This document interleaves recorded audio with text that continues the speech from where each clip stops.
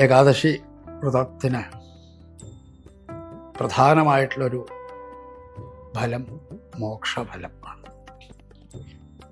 12 മാസങ്ങളിലും ചന്ദ്രമാസത്തിൽ 24 ഏകാദശികളുണ്ട്. വെളുത്ത പക്ഷത്തിലും കറുത്ത പക്ഷത്തിലുള്ള ഏകാദശികളുണ്ട്. വെളുത്തപക്ഷ ഏകാദശിയാണ് സാധാരണ നമ്മൾ എടുക്കാറ്. അതിൽ വെച്ച് വളരെ വിശേഷമായിട്ടുള്ള ഏകാദശിയാണ് ഈ സ്വർഗവാതിൽ ഏകാദശി. വൃശ്ചികമാസത്തിൽ നമ്മൾ ഗുരുവായൂർ ഏകാദശി ആചരിച്ചിരുന്നു.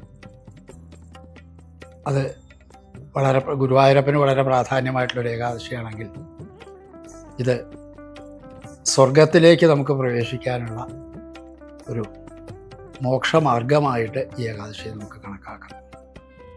അന്നത്തെ ദിവസം സ്വർഗവാതിൽ എല്ലാവർക്കുമായി തുറന്നു വയ്ക്കുന്നു എന്നാണ് സങ്കല്പം.